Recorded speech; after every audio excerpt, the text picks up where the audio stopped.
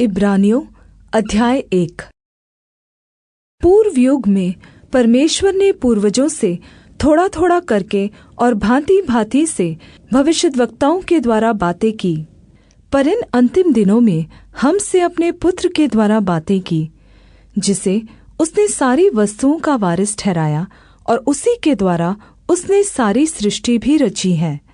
वह उसकी महिमा का प्रकाश और उसके तत्व की छाप है और सब वस्तुओं को अपनी सामर्थ्य के वचन से संभालता है। वह पापों को धोकर ऊंचे स्थानों पर महामहिमन के दाहिने जा बैठा और स्वर्गदूतों से उतना ही उत्तम ठहरा जितना उसने उनसे बड़े पद का वारिस होकर उत्तम नाम पाया।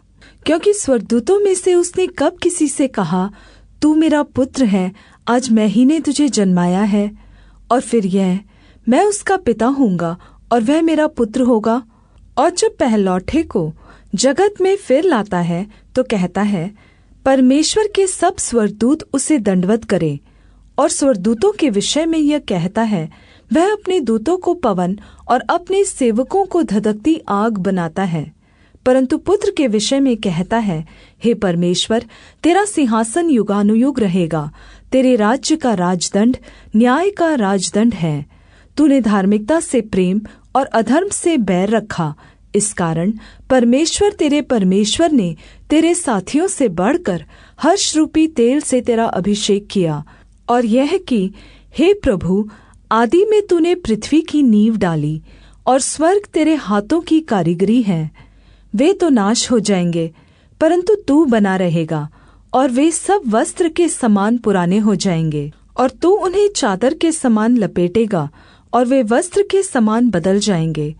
पर तू वही है और तेरे वर्षों का अंत न होगा। और स्वर्गदूतों में से उसने किससे कभी कहा, तू मेरे दाहिने बैठ, जब तक कि मैं तेरे बैरियों को तेरे पाँव के नीचे की चौकी न कर दूँ? क्या वे सब परमेश्वर की सेवा टहल करने वाली आत्माएं नहीं, जो उद्धार पाने वालों के लिए सेवा करने को भेजी जाती हैं? इब्रानियों अध्याय 2। इस कारण चाहिए कि हम उन बातों पर जो हमने सुनी है अधिक ध्यान दें, ऐसा न हो कि बहक कर उनसे दूर चले जाएं। क्योंकि जो वचन स्वर्गदूतों के द्वारा कहा गया था, जब वह स्थिर रहा और हर एक अपराध और आज्ञा न मानने का ठीक ठीक बदला मिला, तो हम लोग ऐसे बड़े उद्धार से उपेक्षा करके कैसे बच सकते हैं, जिसकी चर्चा पहले पहल प्रभु के द्वारा हुई और सुनने वालों के द्वारा हमें निश्चय हुआ। और साथ ही परमेश्वर भी अपनी इच्छा के अनुसार चिन्हों और अद्भुत कामों और नाना प्रकार के सामर्थ्य के कामों और पवित्र आत्मा के वरदानों के बाँटने के द्वारा इसकी गवाही देता रहा। उसने उस आने वाले जगत को, जिसकी चर्चा हम कर रहे हैं, स्वर्गदूतों के अधीन न किया, वरन किसी ने कही यह गवाही दी है, मनुष्य क्या है कि तू उसकी सुधि लेता है, या मनुष्य का पुत्र क्या है कि तू उस पर दृष्टि करता है? तूने उसे स्वर्गदूतों से कुछ ही कम किया। तूने उस पर महिमा और आदर का मुकुट रखा और उसे अपने हाथों के कामों पर अधिकार दिया। तूने सब कुछ उसके पाँव के नीचे कर दिया। इसलिए जबकि उसने सब कुछ उसके अधीन कर दिया, तो उसने कुछ भी रख न छोड़ा जो उसके अधीन न हो। पर हम अब तक सब कुछ उसके अधीन नहीं देखते। पर हम यीशु को, जो स्वर्गदूतों से कुछ ही कम किया गया था, मृत्यु का दुख उठाने के कारण महिमा और आदर का मुकुट पहने हुए देखते हैं, ताकि परमेश्वर के अनुग्रह से वह हर एक मनुष्य के लिए मृत्यु का स्वाद चखे। क्योंकि जिसके लिए सब कुछ है और जिसके द्वारा सब कुछ है, उसे यही अच्छा लगा कि जब वह बहुत से पुत्रों को महिमा में पहुँचाए, तो उनके उद्धार के कर्ता को दुख उठाने के द्वारा सिद्ध करे। क्योंकि पवित्र करने वाला और जो पवित्र किए जाते हैं सब एक ही मूल से हैं, अर्थात परमेश्वर। इसी कारण वह उन्हें भाई कहने से नहीं लज्जाता, पर वह कहता है, मैं तेरा नाम अपने भाइयों को सुनाऊंगा, सभा के बीच में मैं तेरा भजन गाऊंगा। और फिर यह, मैं उस पर भरोसा रखूंगा। और फिर यह, देख, मैं उन बच्चों सहित जिसे परमेश्वर ने मुझे दिए, इसलिए जबकि बच्चे मांस और लहू के भागी हैं, तो वह आप भी उनके समान उनका सहभागी हो गया, ताकि मृत्यु के द्वारा उसे जिसे मृत्यु पर शक्ति मिली थी अर्थात शैतान को निकम्मा कर दे, और जितने मृत्यु के भय के मारे जीवन भर दासत्व में फंसे थे उन्हें छुड़ा ले।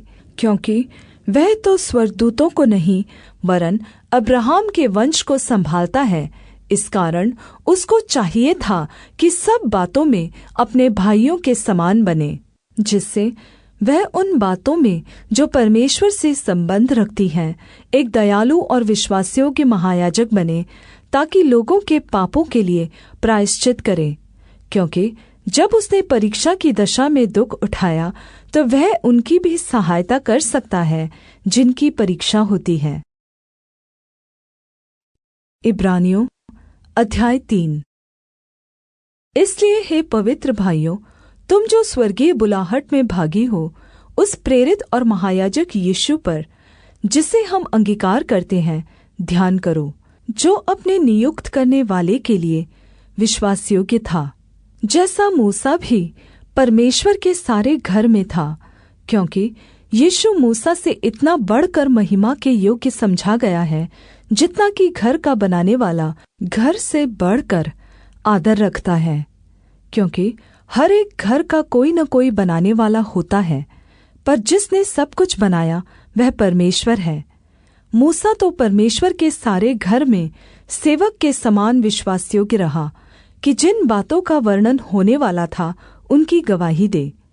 पर मसीह पुत्र के समान परमेश्वर के घर का अधिकारी है, और उसका घर हम हैं, यदि हम साहस पर और अपनी आशा के गर्व पर अंत तक दृढ़ता से स्थिर रहे। इसलिए जैसा पवित्र आत्मा कहता है, यदि आज तुम उसका शब्द सुनो तो अपने मन को कठोर न करो, जैसा कि क्रोध दिलाने के समय और परीक्षा के दिन जंगल में किया था, जहाँ तुम्हारे पूर्वजों ने मुझे जाँच कर परखा और 40 वर्ष तक मेरे काम देखे।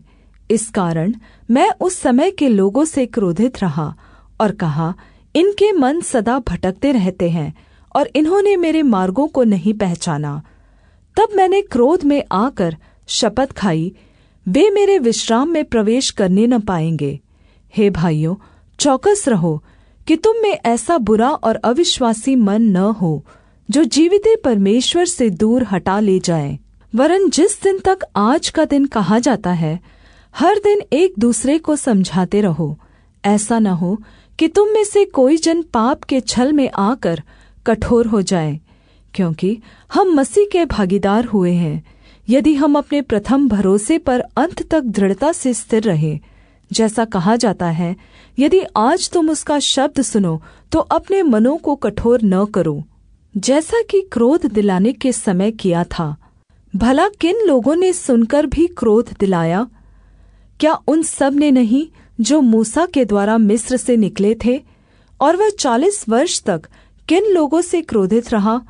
क्या उन्हीं से नहीं जिन्होंने पाप किया और उनके शव जंगल में पड़े रहे? और उसने किन से शपथ खाई कि तुम मेरे विश्राम में प्रवेश करने न पाओगे? केवल उनसे जिन्होंने आज्ञा न मानी। इस प्रकार हम देखते हैं कि वे अविश्वास के कारण प्रवेश न कर सके। इब्रानियों अध्याय 4। इसलिए जबकि उसके विश्राम में प्रवेश करने की प्रतिज्ञा अब तक है, तो हमें डरना चाहिए, ऐसा न हो कि तुम में से कोई जन उससे वंचित रह जाए। क्योंकि हमें उन्हीं के समान सुसमाचार सुनाया गया है, पर सुने हुए वचन से उन्हें कुछ लाभ न हुआ, क्योंकि सुनने वालों के मन में विश्वास के साथ नहीं बैठा। और हम जिन्होंने विश्वास किया है उस विश्राम में प्रवेश करते हैं, जैसा उसने कहा, मैंने अपने क्रोध में शपथ खाई कि वे मेरे विश्राम में प्रवेश करने न पाएंगे। यद्यपि जगत की उत्पत्ति के समय से उसके काम हो चुके थे, क्योंकि 7वें दिन के विषय में उसने कहीं ऐसा कहा है, परमेश्वर ने 7वें दिन अपने सब कामों को निपटा करके विश्राम किया। और इस जगह फिर यह कहता है, वे मेरे विश्राम में प्रवेश न करने पाएंगे। तो जब यह बात बाकी है कि कितने और हैं जो उस विश्राम में प्रवेश करें, और इस्राएलियों को जिन्हें उसका सुसमाचार पहले सुनाया गया, उन्होंने आज्ञा न मानने के कारण उसमें प्रवेश न किया, तो फिर वह किसी विशेष दिन को ठहराकर इतने दिन के बाद दाऊद की पुस्तक में उसे आज का दिन कहता है। जैसे पहले कहा गया, यदि आज तुम उसका शब्द सुनो तो अपने मनों को कठोर न करो। और यदि यहोशू उन्हें विश्राम में प्रवेश करा लेता तो उसके बाद दूसरे दिन की चर्चा न होती। इसलिए जान लो कि परमेश्वर के लोगों के लिए सब्त का विश्राम बाकी है, क्योंकि जिसने उसके विश्राम में प्रवेश किया है उसने भी परमेश्वर के समान अपने कामों को पूरा करके विश्राम किया है। इसलिए हम उस विश्राम में प्रवेश करने का प्रयत्न करें, ऐसा न हो कि कोई जन उनके समान आज्ञा न मानकर गिर पड़े। क्योंकि परमेश्वर का वचन जीवित, प्रबल और हर एक दोधारी तलवार से भी बहुत तेज है, प्राण आत्मा को, गांठ गांठ और गूदे गूदे को अलग करके आर पार छेदता है, और मन की भावनाओं और विचारों को जांचता है। और सृष्टि की कोई वस्तु परमेश्वर से छिपी नहीं है, वरन जिसे हमें लेखा देना है उसकी आँखों के सामने सब वस्तुएं खुली और प्रगट है। इसलिए जब हमारा ऐसा बड़ा महायाजक है जो स्वर्गों से होकर गया है, अर्थात् परमेश्वर का पुत्र यीशु, तो आओ हम अपने अंगीकार को दृढ़ता से थामे रहें। क्योंकि हमारा ऐसा महायाजक नहीं जो हमारी निर्बलताओं में हमारे साथ दुखी न हो सके, वरन वह सब बातों में हमारे समान परखा तो गया, तो भी निष्पाप निकला। इसलिए आओ हम अनुग्रह के सिंहासन के निकट साहस बांध कर चले कि हम पर दया हो, और वह अनुग्रह पाए जो आवश्यकता के समय हमारी सहायता करे। इब्रानियों अध्याय 5। क्योंकि हर एक महायाजक मनुष्यों में से लिया जाता है, और मनुष्यों ही के लिए उन बातों के विषय में जो परमेश्वर से संबंध रखती है ठहराया जाता है कि भेंट और पापबलि चढ़ाया करे। और वह अज्ञानियों और भूले भटकों के साथ नरमी से व्यवहार कर सकता है, इसलिए कि वह आप भी निर्बलता से घिरा है। और इसलिए उसे चाहिए कि जैसे लोगों के लिए वैसे ही अपने लिए भी पाप बलि चढ़ाया करे। और यह आदर का पद कोई अपने आप से नहीं लेता, जब तक कि हारून के समान परमेश्वर की ओर से ठहराया न जाए। वैसे ही मसीह ने भी महायाजक बनने की महिमा अपने आप से नहीं ली, पर उसको उसी ने दी जिसने उससे कहा था, तू मेरा पुत्र है, आज मैं ही ने तुझे जन्माया है। इसी प्रकार वह दूसरी जगह में भी कहता है, तू मलकीसदेक की रीति पर सदा के लिए याजक है। यीशु ने अपनी देह में रहने के दिनों में ऊंचे शब्द से पुकार पुकार कर और आंसू बहा बहा कर उससे जो उसको मृत्यु से बचा सकता था प्रार्थनाएं और विनती की, और भक्ति के कारण उसकी सुनी गई। और पुत्र होने पर भी उसने दुख उठा उठा कर आज्ञा माननी सीखी, और सिद्ध बनकर अपने सब आज्ञा मानने वालों के लिए सदा काल के उद्धार का कारण हो गया। और उसे परमेश्वर की ओर से मलकीसिदक की रीति पर महायाजक का पद मिला। इसके विषय में हमें बहुत सी बातें कहनी हैं, जिनका समझाना भी कठिन है, इसलिए कि तुम ऊंचा सुनने लगे हो। मैं के विचार से तो तुम्हें गुरु हो जाना चाहिए था, तो भी यह आवश्यक है कि कोई तुम्हें परमेश्वर के वचनों की आदि शिक्षा फिर से सिखाए।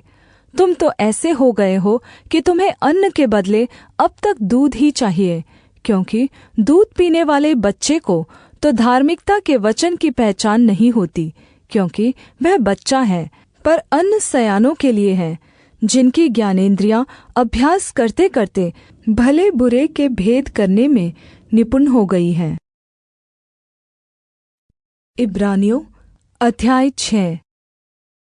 इसलिए आओ मसीह की शिक्षा की आरंभ की बातों को छोड़कर हम सिद्धता की ओर बढ़ते जाएं, और मरे हुए कामों से मन फिराने और परमेश्वर पर विश्वास करने और बपतिस्मा और हाथ रखने और मरे हुओं के जी उठने और अनंत न्याय की शिक्षा रूपी नींव फिर से न डालें। और यदि परमेश्वर चाहे तो हम यही करेंगे, क्योंकि जिन्होंने एक बार ज्योति पाई है और जो स्वर्गीय वरदान का स्वाद चख चुके हैं और पवित्र आत्मा के भागी हो गए हैं और परमेश्वर के उत्तम वचन का और आने वाले युग की सामर्थ्य का स्वाद चख चुके हैं, यदि वे भटक जाएं तो उन्हें मन फिराव के लिए फिर नया बनाना अनहोना है, क्योंकि वे परमेश्वर के पुत्र को अपने लिए फिर क्रूस पर चढ़ाते हैं और प्रगट में उस पर कलंक लगाते हैं। क्योंकि जो भूमि वर्षा के पानी को जो उस पर बार बार पड़ता है पी पी कर जिन लोगों के लिए वह ज्योति बोई जाती है, उनके काम का साग-पात उपजाती है, वह परमेश्वर से आशीष पाती है। पर यदि वह झाड़ी और ऊंट कटारे उगाती है तो निकम्मी और श्रापित होने पर है और उसका अंत जलाया जाना है। पर हे प्रियो, यद्यपि हम ये बातें कहते हैं तो भी तुम्हारे विषय में हम इससे अच्छी और उद्धार वाली बातों का भरोसा करते हैं, क्योंकि परमेश्वर अन्यायी नहीं कि तुम्हारे काम और उस प्रेम को भूल जाए जो तुमने उसके नाम के लिए इस रीति से दिखाया कि पवित्र लोगों की सेवा की और कर भी रहे हो। पर हम बहुत चाहते हैं कि तुम में से हर एक जन अंत तक पूरी आशा के लिए ऐसा ही प्रयत्न करता रहे, ताकि तुम आलसी न हो जाओ, वरन उनका अनुकरण करो जो विश्वास और धीरज के द्वारा प्रतिज्ञाओं के वारिस होते हैं। और परमेश्वर ने अब्राहम को प्रतिज्ञा देते समय जबकि शपथ खाने के लिए किसी को अपने से बड़ा न पाया, तो अपनी ही शपथ खाकर कहा, मैं सचमुच तुझे बहुत आशीष दूँगा और तेरी संतान को बढ़ाता जाऊँगा। और इस रीति से उसने धीरज धरकर प्रतिज्ञा की हुई बात प्राप्त की। मनुष्य तो अपने से किसी बड़े की शपथ खाया करते हैं और उनके हर एक विवाद का फैसला शपथ से पक्का होता है। इसलिए जब परमेश्वर ने प्रतिज्ञा के वारिसों पर और भी साफ रीति से प्रकट करना चाहा कि उसकी मनसा बदल नहीं सकती, तो शपथ को बीच में लाया, ताकि दो बेबदल बातों के द्वारा, जिनके विषय में परमेश्वर का झूठा ठहरना अनहोना है, हमारा दृढ़ता से ढाढ़स बंध जाए, जो शरण लेने को इसलिए दौड़े हैं कि उस आशा को जो सामने रखी हुई है प्राप्त करे। वह आशा हमारे प्राण के लिए ऐसा लंगर है जो स्थिर और दृढ़ है और पर्दे के भीतर तक पहुँचता है, जहाँ यीशु ने मलकीसिदक की रीति पर सदा काल का महायाजक बनकर हमारे लिए अगुआ के रूप में प्रवेश किया है। इब्रानियों अध्याय 7। यह मलकीसिदक शालेम का राजा और परमप्रधान परमेश्वर का याजक जब अब्राहम राजाओं को मार कर लौटा जाता था, तो इसी ने उससे भेंट करके उसे आशीष दी। इसी को अब्राहम ने सब वस्तुओं का 10वां अंश भी दिया। यह पहले अपने नाम के अर्थ के अनुसार धार्मिकता का राजा और फिर शालेम अर्थात शान्ति का राजा है, जिसका न पिता न माता न वंशावली है, जिसके न दिनों का आदि है और न जीवन का अंत है, परंतु परमेश्वर के पुत्र के स्वरूप ठहरकर वह सदा के लिए याजक बना रहता है। अब इस पर ध्यान करो कि यह कैसा महान था, जिसको कुलपति अब्राहम ने अच्छे से अच्छे माल की लूट का 10वां अंश दिया। लेवी की संतान में से जो याजक का पद पाते हैं, उन्हें आज्ञा मिली है कि लोगों अर्थात अपने भाइयों से, चाहे वे अब्राहम ही की देह से क्यों न जन्मे हों, व्यवस्था के अनुसार 10वां अंश ले। पर इसने जो उनकी वंशावली में का भी न था, अब्राहम से 10वां अंश लिया, और जिसे प्रतिज्ञाएं मिली थी उसे आशीष दी। और उसमें संदेह नहीं कि छोटा बड़े से आशीष पाता है। और यहाँ तो मरणहार मनुष्य 10वां अंश लेते हैं, पर वहाँ वही लेता है जिसकी गवाही दी जाती है कि वह जीवित है। तो हम यह भी कह सकते हैं कि लेवी ने भी जो 10वां अंश लेता है, अब्राहम के द्वारा 10वां अंश दिया, क्योंकि जिस समय मलकीसिदक ने उसके पिता से भेंट की, उस समय यह अपने पिता की देह में था। तब यदि लेवीय याजक पद के द्वारा सिद्धि हो सकती है, जिसके सहारे से लोगों को व्यवस्था मिली थी, तो फिर क्या आवश्यकता थी कि दूसरा याजक मलकीसिदक की रीति पर खड़ा हो और हारून की रीति का न कहलाए? क्योंकि जब याजक का पद बदला जाता है तो व्यवस्था का भी बदलना अवश्य है। क्योंकि जिसके विषय में ये बातें कही जाती है वह दूसरे गोत्र का है, जिसमें से किसी ने वेदी की सेवा नहीं की। तो प्रगट है कि हमारा प्रभु यहूदा के गोत्र में से उदय हुआ है, और इस गोत्र के विषय में मूसा ने याजक पद की कुछ चर्चा नहीं की। हमारा दावा और भी स्पष्टता से प्रकट हो जाता है जब मलकीसिदक के समान एक और ऐसा याजक उत्पन्न होने वाला था, जो शारीरिक आज्ञा की व्यवस्था के अनुसार नहीं, पर अविनाशी जीवन की सामर्थ्य के अनुसार नियुक्त हो। क्योंकि उसके विषय में यह गवाही दी गई है, तू मलकीसिदक की रीति पर युगानुयुग याजक है। इस प्रकार पहली आज्ञा निर्बल और निष्फल होने के कारण लोप हो गई, इसलिए कि व्यवस्था ने किसी बात की सिद्धि नहीं की, और उसके स्थान पर एक ऐसी उत्तम आशा रखी गई है जिसके द्वारा हम परमेश्वर के समीप जा सकते हैं। और इसलिए मसीह की नियुक्ति बिना शपथ नहीं हुई, क्योंकि वे तो बिना शपथ याजक ठहराए गए, पर यह शपथ के साथ उसकी ओर से नियुक्त किया गया, जिसने उसके विषय में कहा, प्रभु ने शपथ खाई और वह उससे फिर न पछताएगा कि तू युगानुयुग याजक है। इस कारण यीशु एक उत्तम वाचा का जामिन ठहरा। वे तो बहुत से याजक बनते आए, इसका कारण यह था कि मृत्यु उन्हें रहने नहीं देती थी, पर यह युगानुयुग रहता है, इस कारण उसका याजक पद अटल है। इसलिए जो उसके द्वारा परमेश्वर के पास आते हैं वह उनका पूरा पूरा उद्धार कर सकता है, क्योंकि वह उनके लिए विनती करने को सर्वदा जीवित है। क्योंकि ऐसा ही महायाजक हमारे योग्य था, जो पवित्र और निष्कपट और निर्मल और पापियों से अलग और स्वर्ग से भी ऊंचा किया हुआ हो। और उन महायाजकों के समान उसे आवश्यक नहीं कि प्रतिदिन पहले अपने पापों और फिर लोगों के पापों के लिए बलिदान चढ़ाए, क्योंकि उसने अपने आप को बलिदान चढ़ाकर उसे एक ही बार निपटा दिया।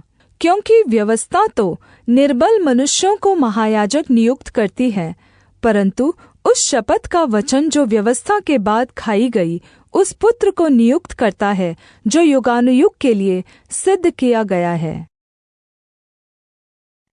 इब्रानियों अध्याय 8।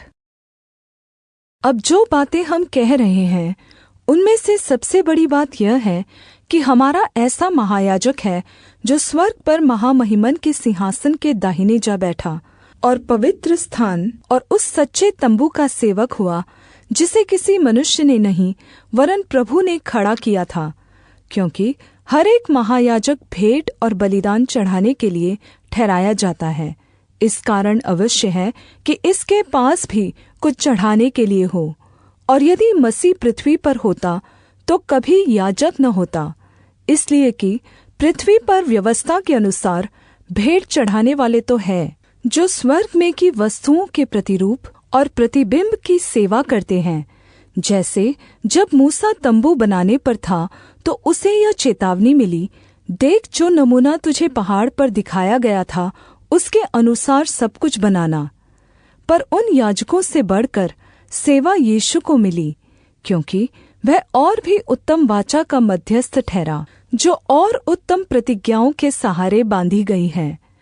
क्योंकि यदि वह पहली वाचा निर्दोष होती तो दूसरी के लिए अवसर न ढूंढा जाता। पर परमेश्वर लोगों पर दोष लगाकर कहता है, प्रभु कहता है, देखो वे दिन आते हैं कि मैं इस्राएल के घराने के साथ और यहूदा के घराने के साथ नई वाचा बांधूंगा। यह उस वाचा के समान न होगी जो मैंने उनके पूर्वजों के साथ उस समय बांधी थी, जब मैं उनका हाथ पकड़कर उन्हें मिस्र देश से निकाल लाया, क्योंकि वे मेरी वाचा पर स्थिर न रहे और मैंने उनकी सुधि न ली। प्रभु यही कहता है। फिर प्रभु कहता है कि जो वाचा मैं उन दिनों के बाद इस्राएल के घराने के साथ बांधूंगा वह यह है कि मैं अपनी व्यवस्था को उनके मनों में डालूंगा और उसे उनके हृदय पर लिखूंगा, और मैं उनका परमेश्वर ठहरूंगा और वे मेरे लोग ठहरेंगे।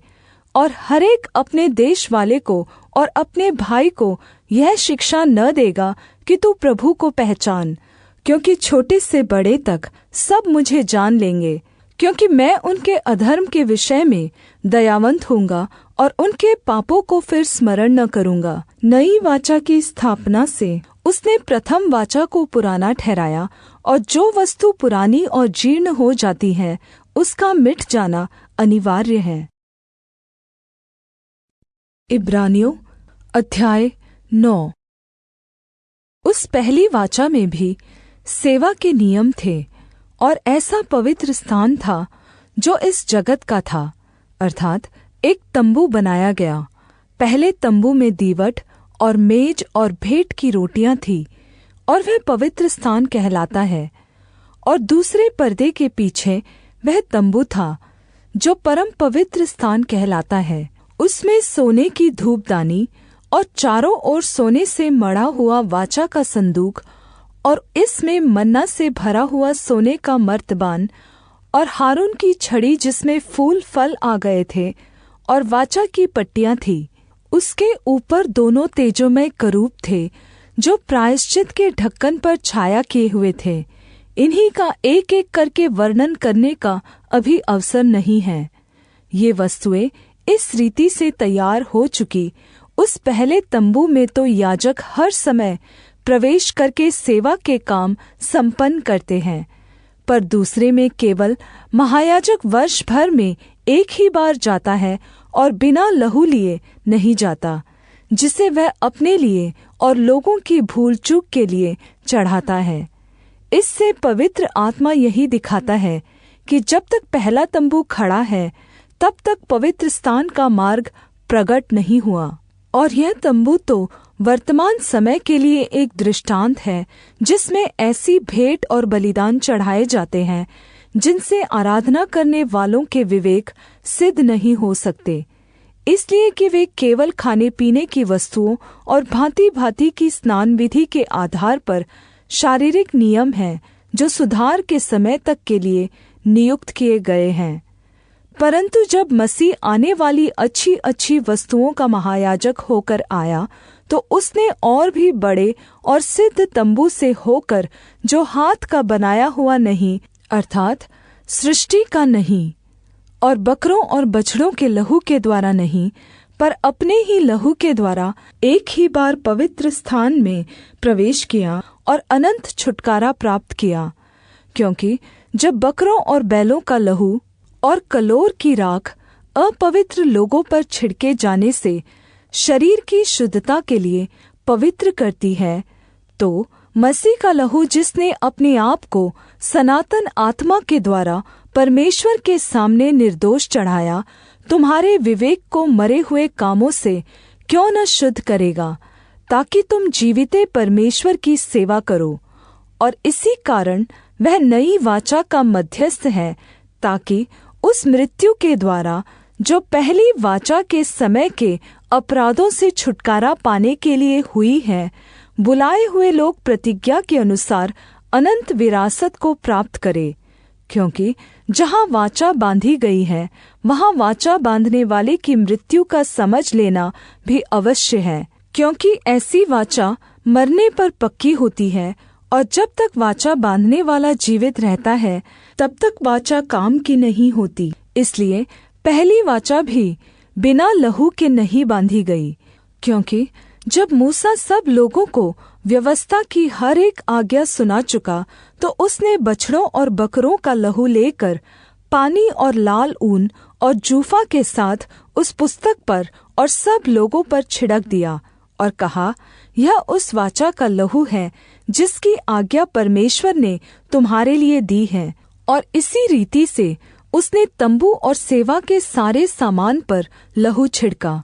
और व्यवस्था के अनुसार प्रायः सब वस्तुएं लहू के द्वारा शुद्ध की जाती हैं, और बिना लहू बहाए क्षमा नहीं होती। इसलिए अवश्य है कि स्वर्ग में की वस्तुओं के प्रतिरूप इन बलिदानों के द्वारा शुद्ध किए जाएं, पर स्वर्ग में की वस्तुएं आप इनसे उत्तम बलिदानों के द्वारा शुद्ध की जाती। क्योंकि मसीह ने उस हाथ के बनाए हुए पवित्र स्थान में, जो सच्चे पवित्र स्थान का नमूना है, प्रवेश नहीं किया, पर स्वर्ग ही में प्रवेश किया, ताकि हमारे लिए अब परमेश्वर के सामने दिखाई दे। यह नहीं कि वह अपने आप को बार बार चढ़ाए, जैसा कि महायाजक प्रतिवर्ष दूसरे का लहू लिए पवित्र स्थान में प्रवेश किया करता है। नहीं तो जगत की उत्पत्ति से लेकर उसको बार बार दुख उठाना पड़ता, पर अब युग के अंत में वह एक बार प्रकट हुआ है, ताकि अपने ही बलिदान के द्वारा पाप को दूर कर दे। और जैसे मनुष्यों के लिए एक बार मरना और उसके बाद न्याय का होना नियुक्त है, वैसे ही मसीह भी बहुतों के पापों को उठा लेने के लिए एक बार बलिदान हुआ, और जो लोग उसकी प्रतीक्षा करते हैं उनके उद्धार के लिए दूसरी बार बिना पाप के दिखाई देगा। इब्रानियों अध्याय 10। क्योंकि व्यवस्था जिसमें आने वाली अच्छी वस्तुओं का प्रतिबिंब है, पर उनका असली स्वरूप नहीं, इसलिए उन एक ही प्रकार के बलिदानों के द्वारा जो प्रतिवर्ष अचूक चढ़ाए जाते हैं, पास आने वालों को कदापि सिद्ध नहीं कर सकती। नहीं तो उनका चढ़ाना बंद क्यों न हो जाता। इसलिए कि जब सेवा करने वाले एक ही बार शुद्ध हो जाते, तो फिर उनका विवेक उन्हें पापी न ठहराता, परंतु उनके द्वारा प्रतिवर्ष पापों का स्मरण हुआ करता है। क्योंकि अनहोना है कि बैलों और बकरों का लहू पापों को दूर करे। इसी कारण मसीह जगत में आते समय कहता है, बलिदान और भेंट तूने न चाहा, पर मेरे लिए एक देह तैयार किया। होम बलियों और पाप बलियों से तू प्रसन्न नहीं हुआ। तब मैंने कहा, देख मैं आ गया हूँ, पवित्र शास्त्र में मेरे विषय में लिखा हुआ है, ताकि हे परमेश्वर तेरी इच्छा पूरी करूँ। ऊपर तो वह कहता है, न तूने बलिदान और भेंट और होम बलियों और पाप बलियों को चाहा और न उनसे प्रसन्न हुआ, यद्यपि ये बलिदान तो व्यवस्था के अनुसार चढ़ाए जाते हैं। फिर यह भी कहता है, देख मैं आ गया हूँ, ताकि तेरी इच्छा पूरी करूँ। अतः वह पहले को हटा देता है, ताकि दूसरे को स्थापित करे। उसी इच्छा से हम यीशु मसीह की देह के एक ही बार बलिदान चढ़ाए जाने के द्वारा पवित्र किए गए हैं। और हर एक याजक तो खड़े होकर प्रतिदिन सेवा करता है, और एक ही प्रकार के बलिदान को, जो पापों को कभी भी दूर नहीं कर सकते, बार बार चढ़ाता है। पर यह व्यक्ति तो पापों के बदले एक ही बलिदान सर्वदा के लिए चढ़ाकर परमेश्वर के दाहिने जा बैठा, और उसी समय से इसकी प्रतीक्षा कर रहा है कि उसके बैरी उसके पाँव के नीचे की चौकी बने। क्योंकि उसने एक ही चढ़ावे के द्वारा उन्हें जो पवित्र किए जाते हैं सर्वदा के लिए सिद्ध कर दिया है। और पवित्र आत्मा भी हमें यही गवाही देता है, क्योंकि उसने पहले कहा था, प्रभु कहता है कि जो वाचा मैं उन दिनों के बाद उनसे बांधूंगा, वह यह है कि मैं अपनी व्यवस्थाओं को उनके हृदय पर लिखूंगा और मैं उनके विवेक में डालूंगा। फिर वह यह कहता है, मैं उनके पापों को और उनके अधर्म के कामों को फिर कभी स्मरण न करूँगा। और जब इनकी क्षमा हो गई है, तो फिर पाप का बलिदान नहीं रहा। इसलिए हे भाइयों, जबकि हमें यीशु के लहू के द्वारा उस नए और जीविते मार्ग से पवित्र स्थान में प्रवेश करने का साहस हो गया है, जो उसने पर्दे अर्थात अपने शरीर में से होकर हमारे लिए अभिषेक किया है, और इसलिए कि हमारा ऐसा महान याजक है जो परमेश्वर के घर का अधिकारी है, तो आओ हम सच्चे मन और पूरे विश्वास के साथ और विवेक का दोष दूर करने के लिए हृदय पर छिड़काव लेकर और देह को शुद्ध जल से धुलवाकर परमेश्वर के समीप जाए, और अपनी आशा के अंगीकार को दृढ़ता से थामे रहे। क्योंकि जिसने प्रतिज्ञा की है वह विश्वास योग्य है, और प्रेम और भले कामों में उस्काने के लिए एक दूसरे की चिंता किया करे, और एक दूसरे के साथ इकट्ठा होना न छोड़े, जैसे कि कितनों की रीति है, पर एक दूसरे को समझाते रहे, और जो उस दिन को निकट आते देखो, त्यों-त्यों और भी अधिक यह किया करो। क्योंकि सच्चाई की पहचान प्राप्त करने के बाद यदि हम जानबूझकर पाप करते रहे तो पापों के लिए फिर कोई बलिदान बाकी नहीं, हाँ, दंड की एक भयानक उम्मीद और आग का ज्वलन बाकी है जो विरोधियों को भस्म कर देगा। जबकि मूसा की व्यवस्था का न मानने वाला 2 या 3 जनों की गवाही पर बिना दया के मार डाला जाता है, तो सोच लो कि वह कितने और भी भारी दंड के योग्य ठहरेगा, जिसने परमेश्वर के पुत्र को पाँव से रौंदा और वाचा के लहू को, जिसके द्वारा वह पवित्र ठहराया गया था, अपवित्र जाना है और अनुग्रह की आत्मा का अपमान किया। क्योंकि हम उसे जानते हैं जिसने कहा, पलटा लेना मेरा काम है, मैं ही बदला दूंगा। और फिर यह है कि प्रभु अपने लोगों का न्याय करेगा। जीविते परमेश्वर के हाथों में पड़ना भयानक बात है, परंतु उन पहले दिनों को स्मरण करो जिनमें तुम ज्योति पाकर दुखों के बड़े संघर्ष में स्थिर रहे। कुछ तो यह है कि तुम निंदा और क्लेश सहते हुए तमाशा बने, और कुछ यह है कि तुम उनके सहभागी हुए जिनकी दुर्दशा की जाती थी, क्योंकि तुम कैदियों के दुख में भी दुखी हुए और अपनी संपत्ति भी आनंद से लुटने दी, यह जानकर कि तुम्हारे पास एक और भी उत्तम और सर्वदा ठहरने वाली संपत्ति है। इसलिए अपना साहस न छोड़ो, क्योंकि उसका प्रतिफल बड़ा है। क्योंकि तुम्हें धीरज रखना अवश्य है, ताकि परमेश्वर की इच्छा को पूरी करके तुम प्रतिज्ञा का फल पाओ। क्योंकि अब बहुत ही थोड़ा समय रह गया है, जबकि आने वाला आएगा और देर न करेगा। और मेरा धर्मी जन विश्वास से जीवित रहेगा, और यदि वह पीछे हट जाए तो मेरा मन उससे प्रसन्न न होगा। पर हम हटने वाले नहीं कि नाश हो जाए, पर विश्वास करने वाले हैं कि प्राणों को बचाए। इब्रानियों अध्याय 11। अब विश्वास आशा की हुई वस्तुओं का निश्चय और अनदेखी वस्तुओं का प्रमाण है, क्योंकि इसी के विषय में पूर्वजों की अच्छी गवाही दी गई। विश्वास ही से हम जान जाते हैं कि सारी सृष्टि की रचना परमेश्वर के वचन के द्वारा हुई है। यह नहीं कि जो कुछ देखने में आता है वह देखी हुई वस्तुओं से बना हो। विश्वास ही से हाबिल ने कैन से उत्तम बलिदान परमेश्वर के लिए चढ़ाया, और उसी के द्वारा उसके धर्मी होने की गवाही भी दी गई, क्योंकि परमेश्वर ने उसकी भेंटों के विषय में गवाही दी, और उसी के द्वारा वह मरने पर भी अब तक बातें करता है। विश्वास ही से हनोक उठा लिया गया कि मृत्यु को न देखे, और उसका पता नहीं मिला, क्योंकि परमेश्वर ने उसे उठा लिया था, और उसके उठाए जाने से पहले उसकी यह गवाही दी गई थी कि उसने परमेश्वर को प्रसन्न किया है।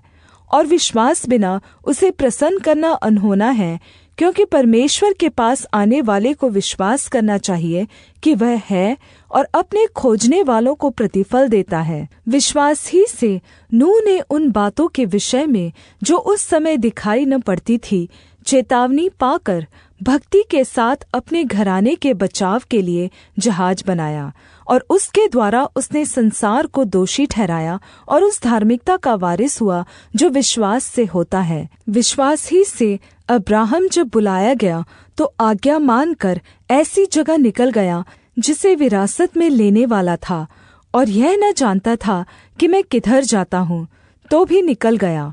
विश्वास ही से उसने प्रतिज्ञा किए हुए देश में, जैसे पराये देश में परदेशी रहकर, इसहाक और याकूब समेत जो उसके साथ उसी प्रतिज्ञा के वारिस थे, तंबुओं में वास किया, क्योंकि वह उस स्थिर नींव वाले नगर की प्रतीक्षा करता था जिसका रचने वाला और बनाने वाला परमेश्वर है।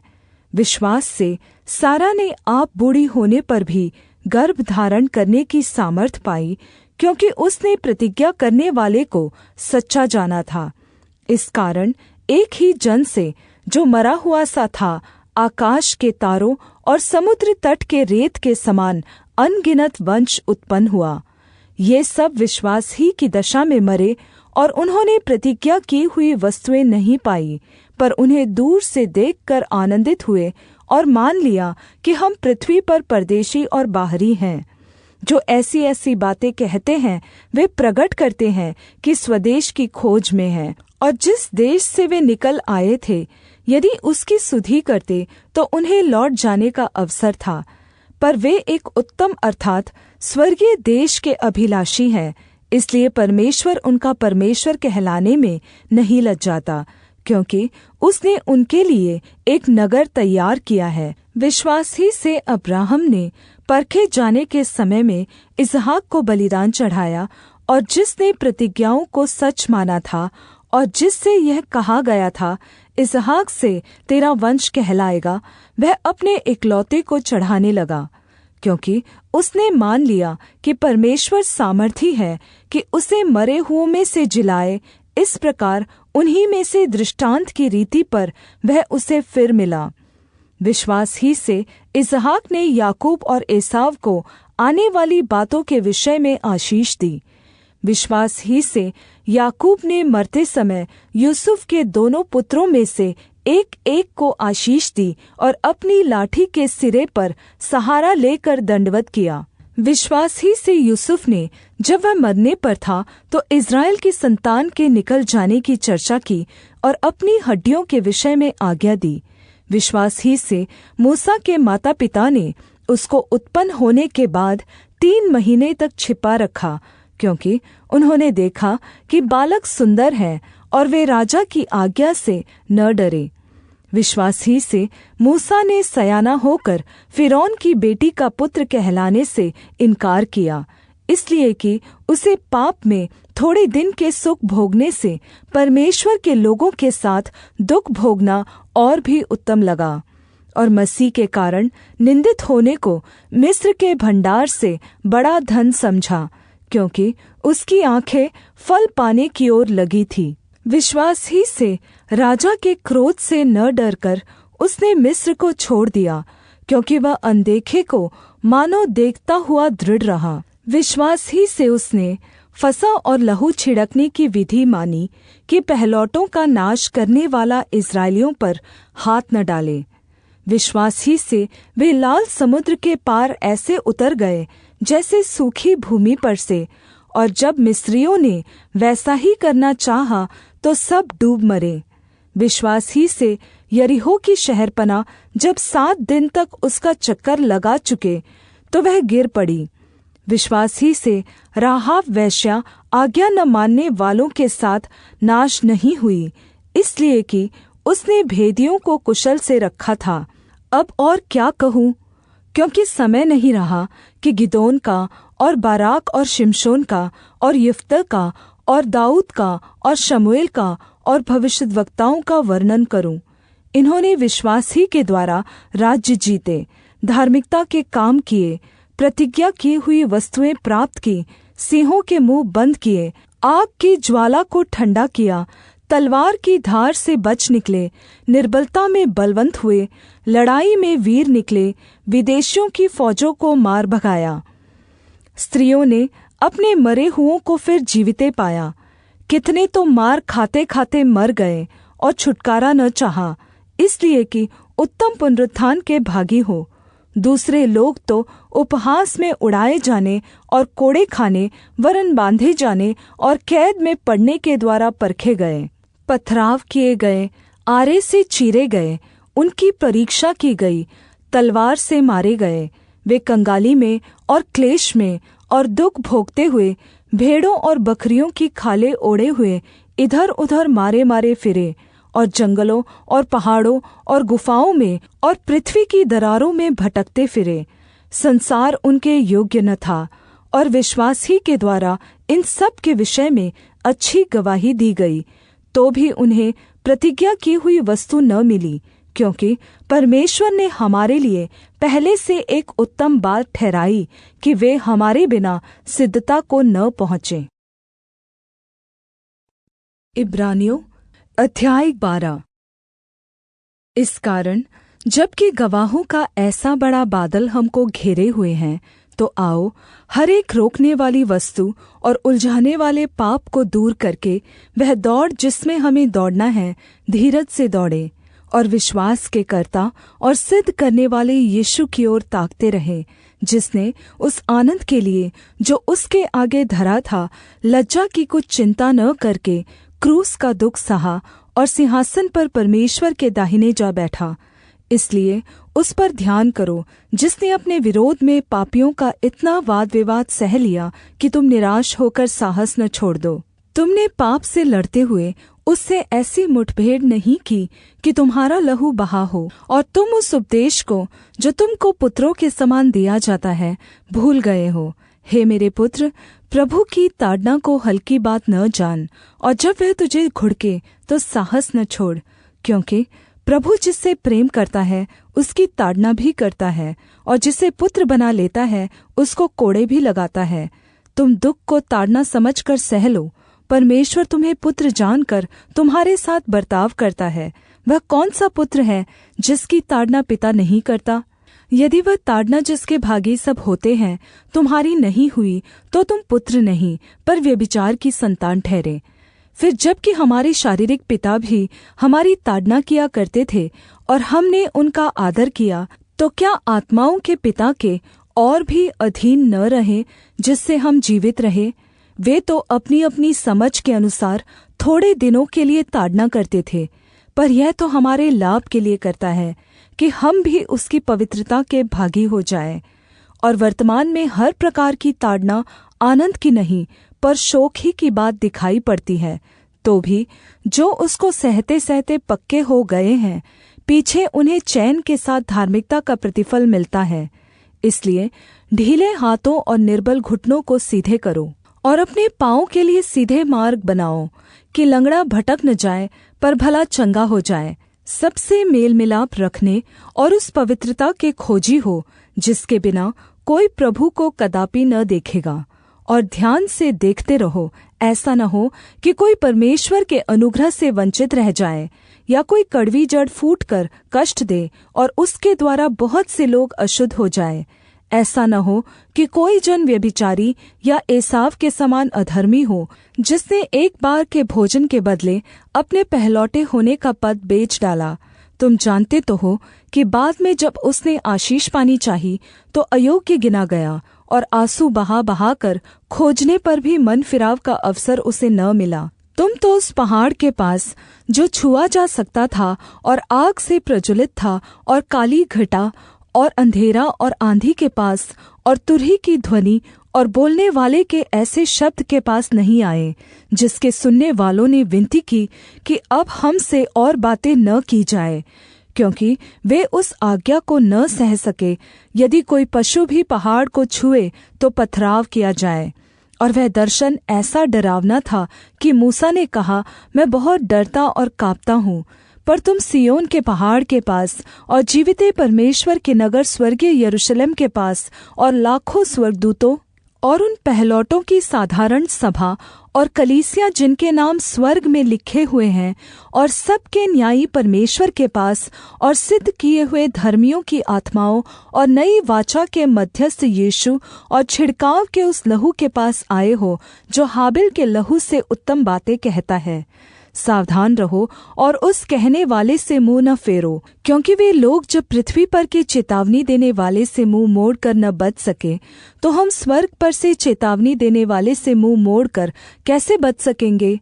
उस समय तो उसके शब्द ने पृथ्वी को हिला दिया, पर अब उसने यह प्रतिज्ञा की है, एक बार फिर मैं केवल पृथ्वी को नहीं वरन आकाश को भी हिला दूँगा। और यह वाक्य एक बार फिर इस बात को प्रकट करता है कि जो वस्तुएं हिलाई जाती हैं वे सिरजी हुई वस्तुएं होने के कारण टल जाएंगी, ताकि जो वस्तुएं हिलाई नहीं जाती वे अटल बनी रहें। इस कारण हम इस राज्य को पाकर जो हिलने का नहीं, उस अनुग्रह को हाथ से न जाने दें, जिसके द्वारा हम भक्ति और भय सहित परमेश्वर की ऐसी आराधना कर सकते हैं जिससे वह प्रसन्न होता है, क्योंकि हमारा परमेश्वर भस्म करने वाली आग है।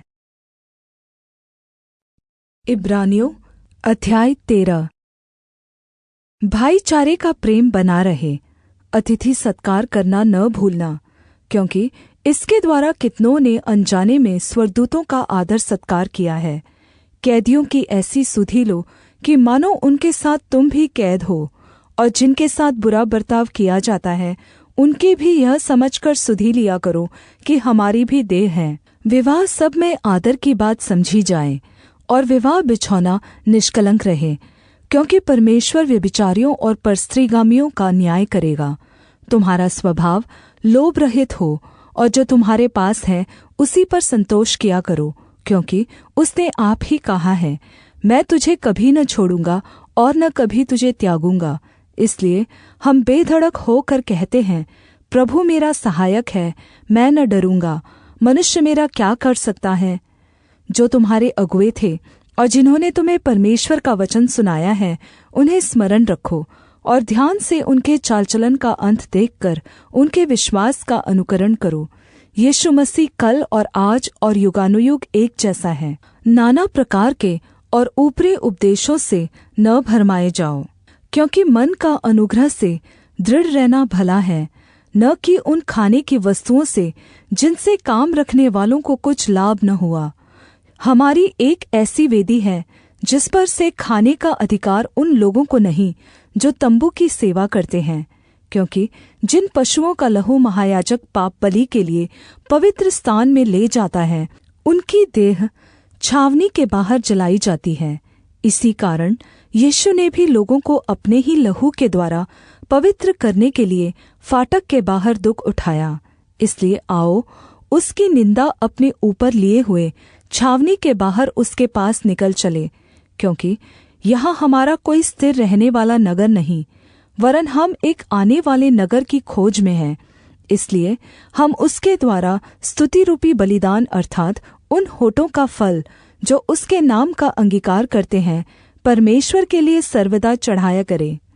पर भलाई करना और उदारता न भूलो, क्योंकि परमेश्वर ऐसे बलिदानों से प्रसन्न होता है। अपने अगुओं की मानो और उनके अधीन रहो, क्योंकि वे उनके समान तुम्हारे प्राणों के लिए जागते रहते, जिन्हें लेखा देना पड़ेगा, कि वे यह काम आनन्द से करें, न कि ठंडी सांस ले लेकर, क्योंकि इस दशा में तुम्हें कुछ लाभ नहीं। हमारे लिए प्रार्थना करते रहो, क्योंकि हमें भरोसा है कि हमारा विवेक शुद्ध है और हम सब बातों में अच्छी चाल चलना चाहते हैं।